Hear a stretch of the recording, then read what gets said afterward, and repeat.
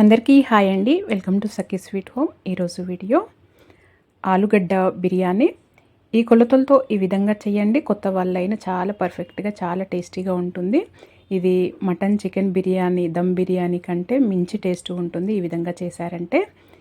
Non veg బిర్యానీయా లేదా ఆలుగడ్డ బిర్యానీయా అన్నట్టుగా ఉంటుందండి. ఈ కొలతలతో ఈ ప్రాసెస్లో చేయండి, ఎవరికైనా పర్ఫెక్ట్గా వస్తుంది.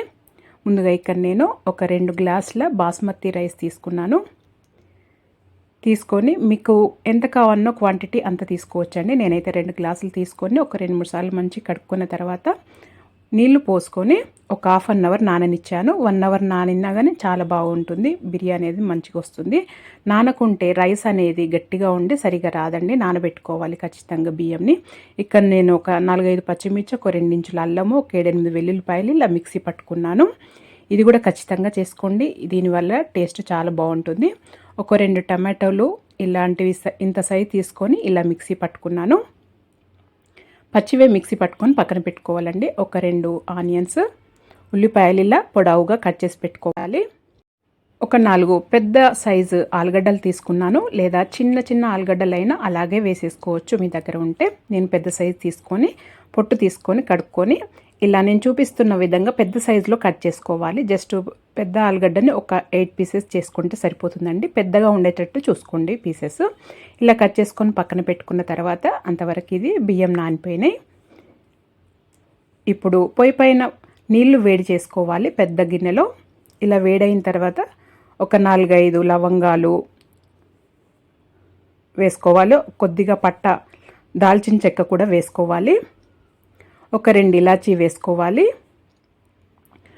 ఒక సాజీరా వేసుకోవాలండి. ఒక 1 టీ స్పూన్ వరకు సాజీరా వేసుకోవాలి. ఒకటి నల్ల ఇలాచీ వేసుకోవాలి, బ్లాక్ ఇలాచీ వేసుకోవాలండి. ఒక బిర్యానీ ఆకు ఇలా చించి వేసాను, పెద్దగా ఉంది కాబట్టి చించి వేసానండి.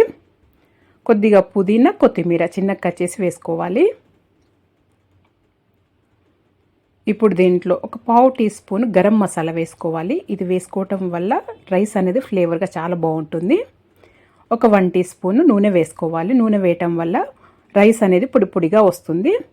రుచికి తగినంత, ఈ రైస్కి తగినంతనే ఉప్పు వేసుకోవాలి. ఒక 1 టీ స్పూన్ వేసాను. వేసి ఈ నీళ్ళని తెరల మరగనియాలి. ఇలా మరుగుతున్నప్పుడు మూత తీసేసి మనం నానబెట్టుకున్న బియ్యం వేసుకోవాలి. బాస్మతి బియ్యం వేసుకోవాలి. వేసుకొని ఒకసారి కలుపుకొని 60-80% మాత్రమే ఉడకనియాలండి. ఇది పక్కన ఉడుకుతుంటే మరొక పొయ్యి పైన ఒక మందపాటి బిర్యానీ చేసుకునే గిన్నె పెట్టుకొని ఒక 1 కర్రీ స్పూన్ ఆయిల్ వేసుకోవాలి. వేసుకొని మనం కట్ చేసి పెట్టుకున్న ఉల్లిపాయలు వేసుకొని తక్కువ మంటలో వేయించుకోండి. అలాగైతే చక్కగా వేగుతాయి. చూడండి, కలుపుకుంటూ వేయించుకోవాలి. ఇలా మంచి కలర్ వచ్చే వరకు వేయించుకోవాలి. ఇలా బ్రౌన్ కలర్ వచ్చే వరకు వేయించుకోవాలి. కలర్ ఇలా ఖచ్చితంగా రావాలండి. ఇప్పుడు కొద్దిగా తీసి పక్కన పెట్టుకుంటున్నాను గార్నిష్ కోసము. ఈ మిగతా ఉల్లిపాయలని అదే ప్యాన్లో సైడ్ కానిస్తున్నాను, ఒక సైడ్కి. లేదా మీరు వేరే ప్లేట్లోకైనా తీసి పెట్టుకోవచ్చు. నేనైతే పక్కన అనిస్తున్నాను. అదే ఆయిల్లో మనము మిక్సీ పట్టుకున్న టమాటో ప్యూరీ ఉంది కదండి, అది వేసుకోవాలి. వేసుకొని దీన్ని కొద్దిగా పచ్చివాసన పోయే వరకు ఉడికించుకోవాలి. ఇది కొద్దిగా ఉడికిన తర్వాత దీంట్లో 1 టీ స్పూను బిర్యానీ మసాలా అండి.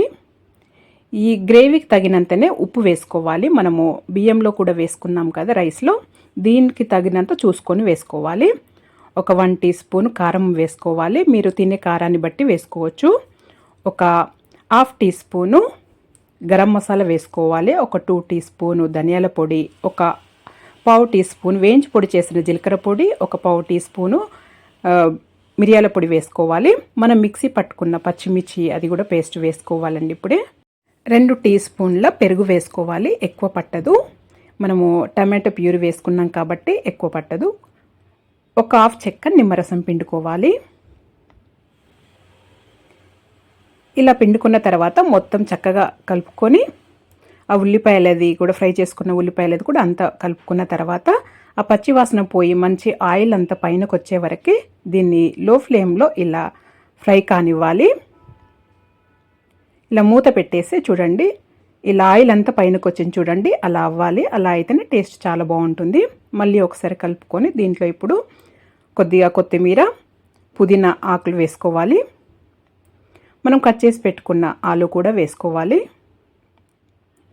ఇదంతా మళ్ళీ ఒకసారి చక్కగా మిక్స్ చేసుకొని మళ్ళీ ఒక 2 మినిట్స్ పాటు మూత పెట్టేసి మగ్గనియాలి. చూడండి ఇప్పుడు కూడా ఆయిల్ సైడ్స్కి వచ్చేసింది. అలా వస్తేనే ఈ బిర్యానీ అనేది టేస్ట్ చాలా బాగుంటుంది.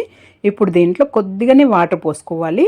ఎక్కువ అవసరం లేదండి, కొద్దిగా వేసుకుంటే సరిపోతుంది. చూడండి కొద్దిగా ఇలా వేసుకొని అంతా ఒకసారి మిక్స్ చేసుకొని ఉడికించుకున్న 60 to 80% రైస్ ఉడికించి పెట్టుకున్నాం కదండి, ఆ రైస్ వేసుకోవాలి. ఇప్పుడు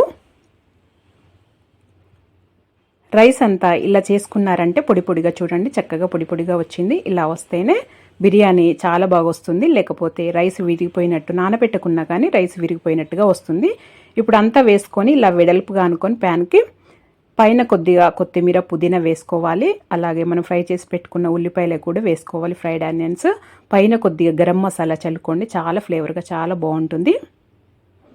అలాగే 1 టేబుల్ స్పూన్ గీ కూడా వేసుకోవాలి. అలా అయితే ఇంకా చాలా బాగుంటుంది రైస్ ఫ్లేవరు.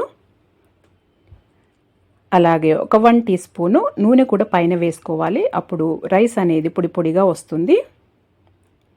మూత పెట్టేసి ఇది క్లోజ్ చేసేయాలండి. మూత పెట్టేసి ఒక 10 to 15 మినిట్స్ వరకు సిమ్లో పెట్టేయాలి. మధ్యలో చూసుకోవాలి. చూడండి అయిందా లేదా అని ఒక సైడ్ నుండి ఇలా తీసి చూస్తే చక్కగా తెలిసిపోతుంది. ఇది రెడీ అయిపోయిందండి. ఇప్పుడు స్టవ్ కట్టేసి దీన్ని కొద్దిగా చల్లారనివ్వాలి, అప్పుడైతే సెట్ అవుతుంది.